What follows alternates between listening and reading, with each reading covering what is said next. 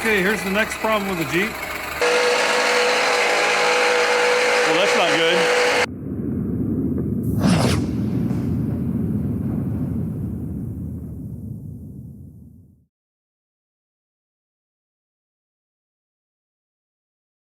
Hello everybody, welcome back to Box Checked. We have the 2013 Jeep Patriot in the garage, and there's something that we need to do to this thing because there is a part that is in the process of failing. It hasn't totally failed yet, but something's about to go down. And just to explain that, as my daughter's driving this thing, I can hear that there is the sound almost like bearings going out. And one of the accessory parts is what I believe. And when I refer to accessory parts, I'm speaking about the belt-driven parts, and they all are in line underneath this area right here.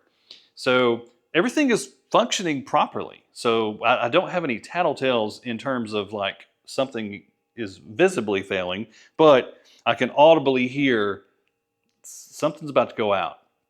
And so we've got it in the garage, and in order to access this space, there's quite a few things that I needed to do, and I'll get you up to speed, and then we'll start troubleshooting. So the first thing I removed is the coolant reservoir, and I used a 1/2-inch socket. There's one bolt that secures that in place, as well as this plastic clip. And essentially, you can, once you get this thing removed, you can just kind of set it off to the side. The only thing I would really use caution on is not to pinch the hose or allow the pulley portion to be touching the hose, because we do have to do a test on this thing. Now, once I got the upper portion done, I feel like that gives me enough space. I should be able to work up here, at least for the diagnosing part. Then I worked on the lower section. There's quite a few accessory parts that can only be accessed from under here. So in order to get down here, I jacked up the vehicle, put it on jack stands, removed the front passenger tire. Once that front passenger tire is removed, I use a body clip puller, and there's several pins, little plastic body clips, that you have to remove to get some panels. And the two panels in particular that we need to get out of the way, one is the splash guard that wraps around underneath the engine. I used a 10mm to get the 6 bolts out, and then of course there's 2 body clips per side.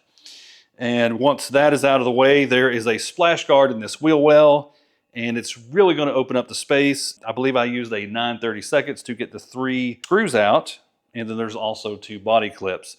But once you get that removed, you can actually take this panel, and there's a little crease where you can bend this thing back, and I have it, tied off where it's up and out of the way.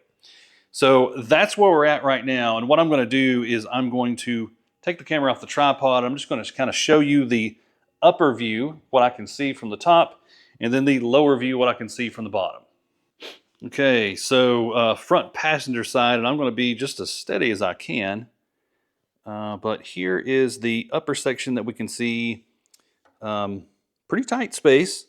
I got a little bit of room to work, at least for testing purposes. All right, so now I'm laying on my back looking up. So as you can see, it is necessary to get this thing jacked up and to get all those panels removed, because quite frankly, you have the most access underneath here. But nonetheless, one of these is about to go out. And as you can see, there's a lot of options. So let's do a little trick. Let's see if we can get this tested.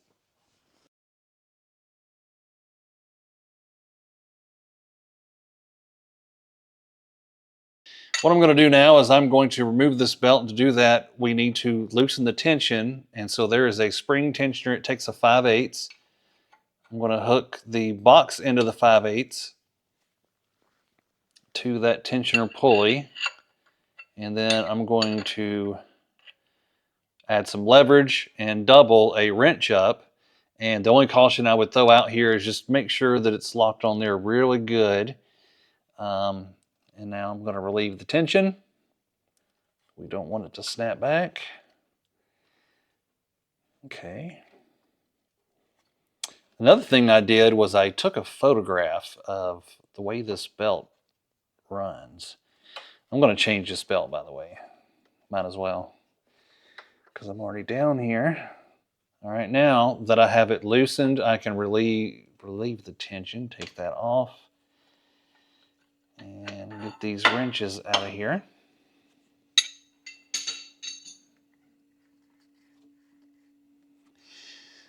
All right. Now I'm going to start turning these pulleys.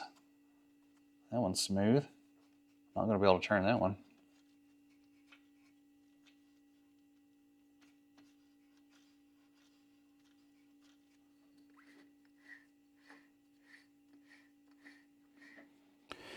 Okay, so we're looking down in the passenger side, and I don't know if you can see, there's a series of pulleys down there.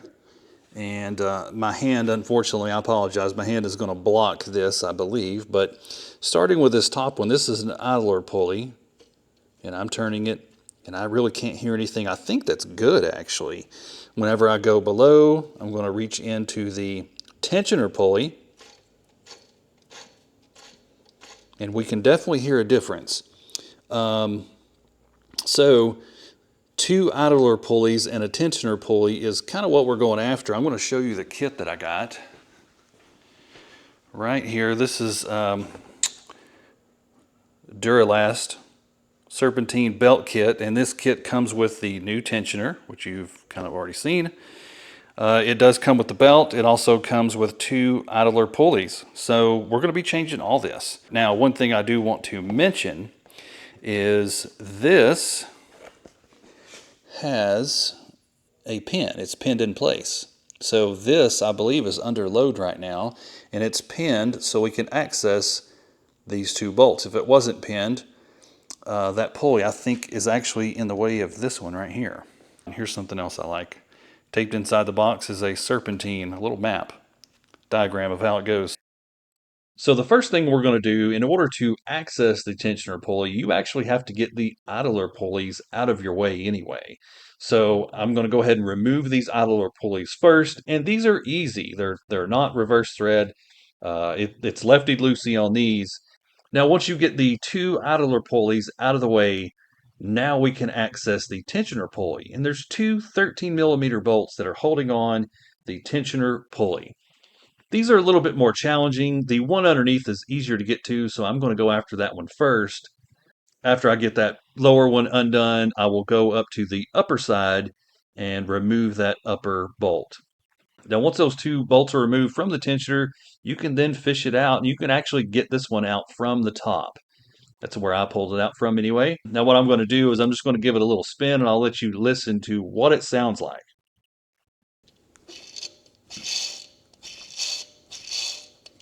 I'm not going to lie, it doesn't sound horrible. So clearly the tensioner was making some noise. Let's go ahead and get the new ones back in. I'll show you kind of the process of how I did that. The new one, I will just go ahead and point out, the new one has a pin. It's actually pinned under load. And the reason it's pinned, I believe, is just so you can access those 2 bolts a little bit easier. And I'm glad they did that. So I'm going to fit this back in place. And what I found was it's easiest to actually start with that bolt underneath. The bolt underneath is way easier to get to than the top one. And I can kind of get this thing positioned and that one threaded on. Don't tighten it. Just get it threaded on there and then go back up to the top and get the top one threaded in. But that's how I found it to be easiest to get it, positioned in place. So now you're going to see me break out the torque wrench, and I do end up torquing the tensioner to 18 foot-pounds. And actually, I used a 13mm deep well. I've got a rather, my foot-pound torque wrench is rather large, so I had to convert over to a 13mm deep well, but that's what allowed me to get it to fit in there.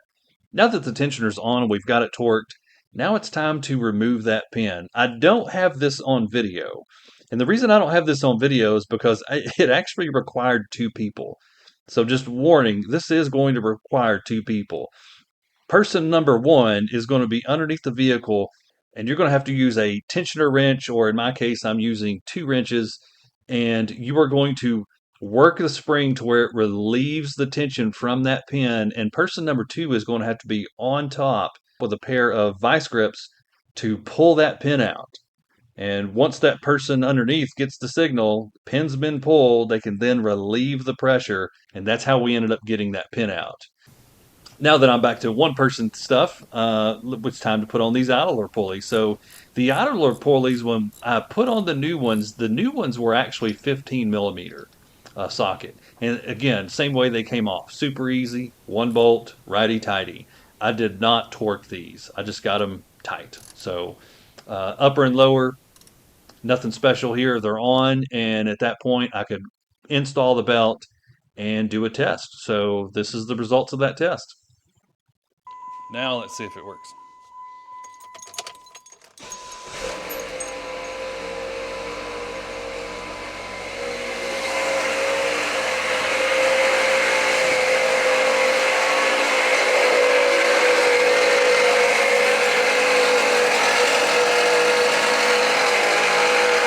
Well, that's not good.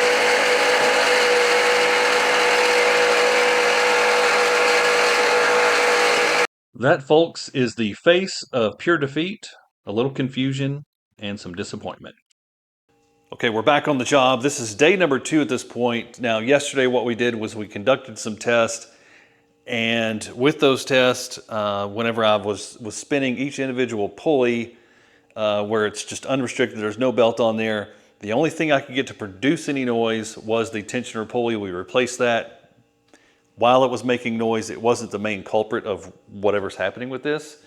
So we got to continue. And so off camera last night, what I did was I spun them again by hand. Couldn't get any of them to produce noise. However, I noticed that the alternator, instead of it spinning true, it spins a little oblong. And so that made me think to use the old belt. I disconnected, the new belt that I put on there. I put the old belt on each individual pulley and would work it with tension pulled on the belt. And whenever I did that, all of them are quiet except the alternator. The alternator has a little bit of just a subtle grind to it. So that mixed in with the oblong, not true nature of the spin kind of makes me feel like, even though it's still working, that's probably it. It's my best guess anyway, but I've been wrong before, as I was yesterday. So that's what we're going to do today. I've got the new alternator over there already, but we are going to remove this alternator. And in order to do that, we are going to disconnect the battery because now we are working with power. So I'm going to disconnect the battery leads so there's no power. And just kind of looking at this, I'll give you a camera view here in a minute. It doesn't appear that I can remove it from the top. I think I'm going to have to remove it from below, and there is a compressor in the way. Now, I've already removed this compressor for previous maintenance. It's really not that hard. It can drop down and kind of move over to the side, and I think that's going to give us the space we need to get the old alternator out and the new one in. So I'm going to switch cameras. Let's go to work. And now, as promised, we are going to walk through the procedure of replacing the alternator. And thankfully in this video, at least at this point in this video, we have all these panels off. We have the access. But there's something we didn't do that we need to do now that we're about to work with power. We need to disconnect the battery. What I did was I took off the little breather cowling. It's a 10 millimeter on this particular vehicle. Disconnect that battery, and these leads, or at least on this vehicle, they have a tendency to jump back up and touch the post. So I completely pull the battery out whenever I disconnect this. So the battery is completely removed at this point. And the only thing that we really have to undo that we've redone is we have to take off the belt, and we do need to take off both the upper and lower idler pulleys. Those are going to be in the way for you to access this thing and get it out of there. So once you get the belt, 2 idler pulleys, and the battery undone, now let's address how we're going to access this thing. And I'm going to pull a photo up on the screen. I'm going to reference this photo actually quite a bit during this because the video was not that great, quite frankly, once I start getting up that high in the engine. But the best way to get this alternator out is from underneath the vehicle. And if you notice, the alternator is sandwiched. There's a compressor underneath, and up above, there's the water pump and radiator, and there's just not a good way to get it out from up above. So this compressor, if we can get this compressor out of the way, that is going to allow you to get this alternator out. Before you start disconnecting the actual compressor mounting bolts, there's a lead of wires connecting that compressor, and there's actually 2 places you can unhook this from. One of them is it's actually connected in like to the body of the compressor. You can disconnect it from there. Or if you follow that lead up about 8 to 10 inches, there's actually a plug and socket where you can unplug that compressor from up there. And I think that's the one that I ended up unplugging in this particular case. But the compressor is actually not that bad to get out of the way. I've removed this before, and this is held on by 3 13 millimeter, really, really long bolts. And you can kind of see one of them right there. There's 2 underneath, and then up towards the mid-engine up high, there's a third one. So once you get those 3 bolts undone, at that point the compressor is going to be loose, but not really loose enough for it to drop down enough for you to get that alternator out. So I'm going to highlight this. This is a bracket on the screen. This is a mounting bracket, and this is also something else that you need to completely remove. What that's going to do is that's going to allow that compressor to drop a little bit further, and you need that space to get the alternator out. Just trust me. Once you get the compressor disconnected and then the bracket fully removed, you can actually pull that compressor. You're going to don't bend any of the hard lines, but you are going to put a little flex into them to create a gap. So in terms of the electrical portion on the rear of the alternator, there's going to be a red wire, the positive lead, connected directly to the back of the alternator.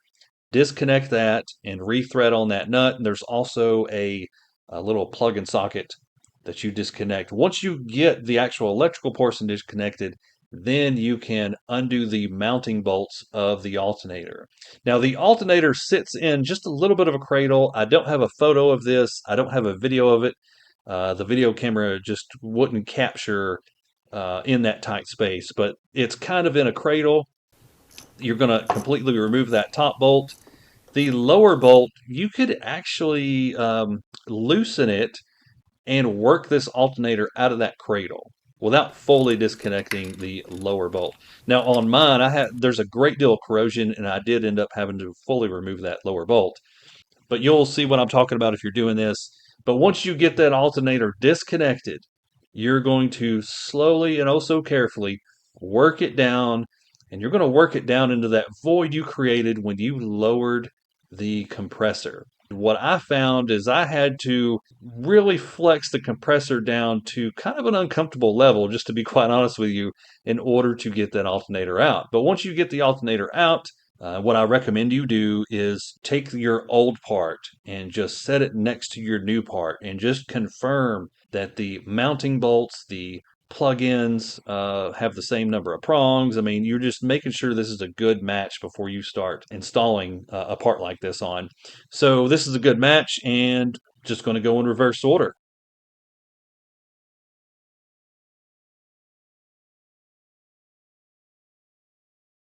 Okay, moment of truth. So I got the garage door open, and the camera is pointing actually at the belt and accessory section right here. I'm going to crank it up. Let's see if the sound is any different.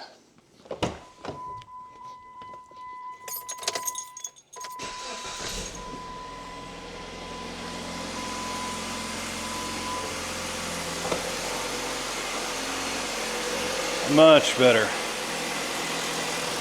So, it was the alternator all along. That is incredibly quiet compared to what it was. That's much different than the first time we cranked it, and the second time we cranked it, actually. So I'm happy. Now it's time to get the rest of this piece back together. Okay, the Jeep is fixed. It was in fact the alternator, and what I'm going to do is I've got a little mock-up here. I've got this clamped in a bench vise, and I just want to show you something. And I learned something whenever I did this. So when I remove the belt, I turn this by hand, and I can't hear any sound. I've got the microphone right next to it. All right, nothing really abnormal. Other than if I spin this thing, you can see that it's not exactly true. It's a little wobbly. So that's the first thing I noticed. But then what I did was I took the old belt. This is the old belt. And I'm going to put this old belt on. So I'm going to apply some pressure and then begin to turn it. So that's how I ended up determining that this was it. Oh, hope that helps somebody out there, but Thankfully, this was supposed to be just a one-day job, but it was a two-day job. It is done now. So I'm going to take this back and get my core charge returned. But that's going to do it for this video. Guys, as always, thanks for watching.